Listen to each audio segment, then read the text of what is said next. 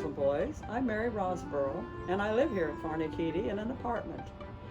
I have this book that I thought I'm really excited about, and I thought you might be. We know that every country and every culture has stories that we sometimes call folk tales that are familiar to the people who live there. You've no doubt heard about the story of Goldilocks and the Three Bears and Little Red Riding Hood. And those of us who are Christians are also familiar with many stories in the Old Testament. One of those stories is about people who lived in Babylon who decided to make bricks and use them to build a great tower so that they could make a name for themselves. Today I'm going to read a story to you from a book of Asian folk tales, and the book is called Moon Magic, and this particular story is called The Plot to Steal the Moon.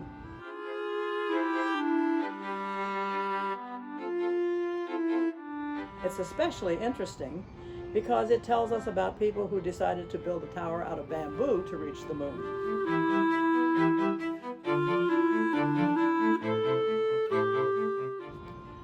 A long time ago, when there were not very many people in the world, everyone lived in a few high valleys that were surrounded by snowy mountains. These people were Chins. They all spoke the same language, so they could all talk to each other, and that made everything very friendly. The Chins always had plenty of everything. They had plenty of rice and vegetables to eat, and when the high waters flooded the rice fields in the spring, little fish came in with the river water, and they had plenty of fish to eat too. No matter how busy they were with farming, the Chins could always find time to go visiting. Sometimes they would take long walks across the meadows and have picnics. Up in the mountains, however, the Chins sometimes met a tiger, and then they were not happy at all, because although the tigers liked the Chins very much, those big cats didn't like them as friends. They liked them as dinner.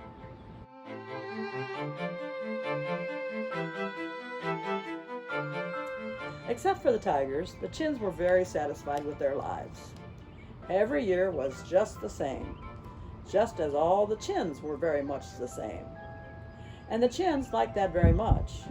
Indeed, besides the tigers, there was only one bothersome thing in their lives, one thing that changed every night, and that was the moon. One day, the moon was fat.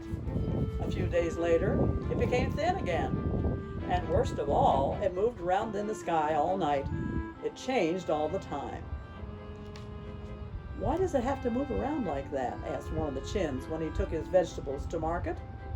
He was trading cabbages for bamboo shoots that day. "If I could get my hands on that moon," said a man who was thinking of trading bamboo shoots for cabbages, "I'd make it stay still. I'd hang it on a pole in our village, and that would stop it from moving. Unless my children played with it. They might like that, you know. Because it's just a big ball, of course. And my children would want to play with it." No, it'd be too hard and heavy for children to play with. "The moon is made of metal," said a woman who was trading a big dish of bean curd for a small sack of rice. "Everyone knows that meteors sometimes fall from the sky, and many of them are made of metal. And since meteors all come from the moon, that means the moon is made of metal." This idea was new to most of them, and because new things made the Chins cross, they all looked at her suspiciously until the first man said, "You know, I've never heard that myself, but she could be right. Maybe the moon really is made of metal. If that's the case, I wish I had my hands on it. I could use it to make tools for farming. Metal makes good tools." "No, all of you are wrong," said a man who was sitting on a big sack of rice and looking hungrily at the old woman's bean curd. They all turned to him in surprise, because this was as close as any Chin had ever come to having an argument.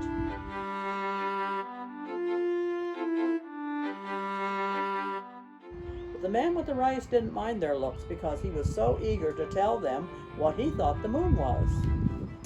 "The moon is a big paper lantern with a little fire in it. I know because last night when I was walking, its light was burning so brightly. I was able to see a tiger that was waiting to eat me. The light also helped me see to run away from it. The Chins got nervous when they heard about the tiger, but the man with the rice was still thinking about the moon. Sometimes up there, they forget to light the fire inside the lantern. Then it's dangerous to go walking at night. If I could get my hands on that moon, I'd make sure the lantern was lit every evening and those tigers wouldn't worry me. Whatever it is, said each of the Chins, one after another, I wish I could get my hands on it. And because all the Chins understood each other and thought alike, it was not many more weeks before they were all saying the same thing. What is it really? We need to find out. We need to go up there and get our hands on it. And so, at last, they agreed to build a tower tall enough to reach the moon. Then they could take the moon right out of the sky and touch it and find out all about it.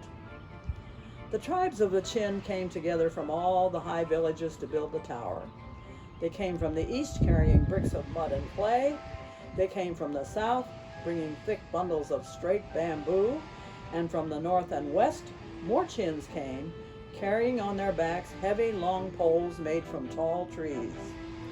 On a high mountain, they dug deep foundations and lined them with bricks to anchor the tallest poles firmly to the earth. Other poles were fastened together to make a strong base, and walls of wood and bamboo were built upon them. The walls grew higher and higher, and soon a great tower was reaching into the air. But even though the tower was very tall, the moon still looked very far away.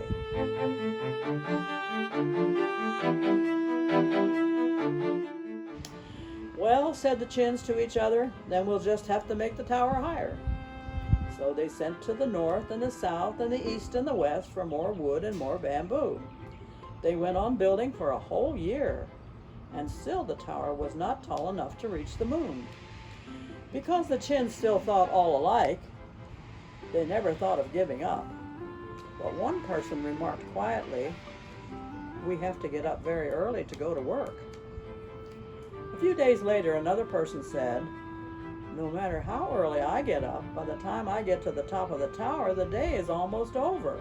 I can hardly get started before it's time to go down again." Then several other people said to each other, "We spend so much time climbing down at the end of the day, there's no time to eat or sleep or play with our children before we have to climb up the tower to work again. What can we do?" By this time, all the Chins were ready to agree that there was a problem. Finally, an old man had a suggestion. "Why don't some of us just stay at the top and live there?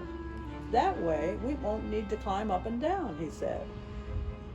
"What a good idea," said the carpenters. "Some of you can stay in the middle and pass building materials and food up from those who stay on the ground. That way, we won't waste time." Everyone agreed at once that this was a splendid answer to the problem. So many of the Chins moved into the tower. They were very comfortable there, and the view was lovely.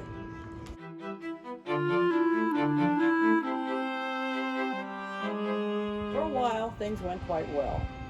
The people who lived at the base of the tower worked hard every day, growing food and collecting building materials. The people who lived in the middle floors of the tower kept busy passing things up and down. The workers at the top of the tower had plenty of food and a never-ending supply of bamboo and wood to work with. And like the others, they worked long and hard every day, adding floor after floor to the tower. But as the tower grew ever taller, the people on the top floors got to be so far away from the others that it was hard for them to come down and visit their friends on the floors below. And as for the people on the middle floors, well, they spent their days going up and down with supplies, and it was a long, hard climb. They didn't want to do any more climbing, even to see friends they liked best.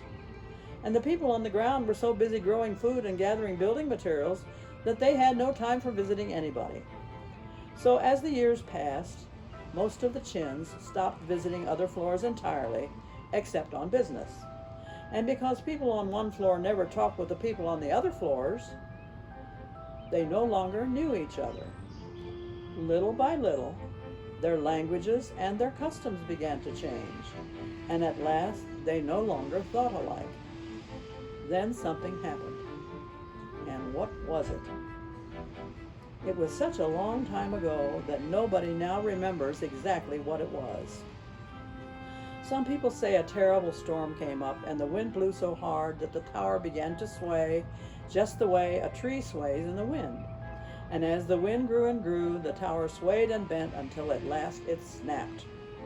As it fell, the chins were scattered like birds all over the world, all taking with them their different languages and customs.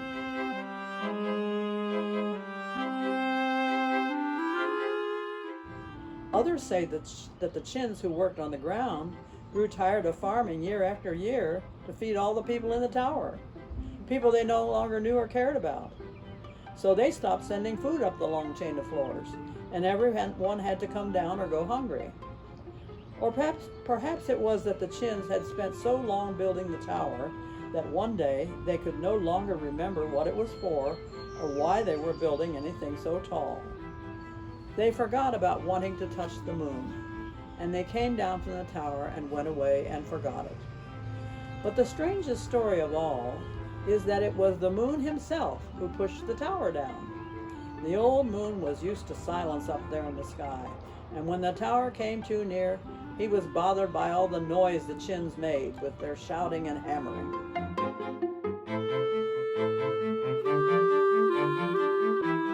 So the moon gave one little push to the tower and down it came. In the same way, you can push away a ladder that is leaning against a wall. However, it happened so long ago, the tower is gone today. The children's children of the chins now work in valleys and mountains all over the world. Some hunt and fish and plant rice as they used to do. Others are starting to rebuild their tall towers again. But hardly any of them remember the friends they used to know, and their customs and their languages are all different. Even the endings to their stories are different now. In any case, the chins, who were so alike for so long, have now changed in almost every way, and the moon, who changes every night, is still in the silent sky, watching us all, just as he has always done.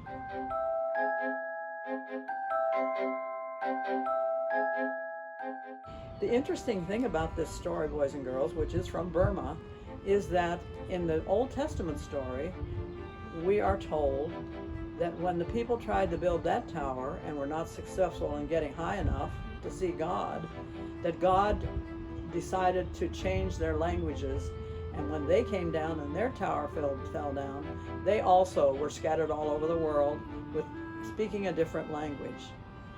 It's kind of interesting how different cultures come up with similar stories, isn't it?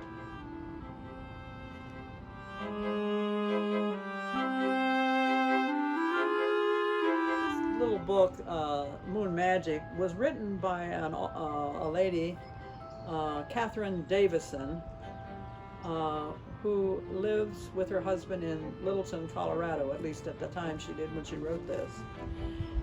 She wrote the stories and then looked around for someone to do the illustrations. One of my sons is a professional artist, and he was fortunate to be contacted to do the illustrations for these stories. And he and his wife and my grandson live in Des Moines, Iowa, and he was fortunate to be able to do this, the illustrations for this little book.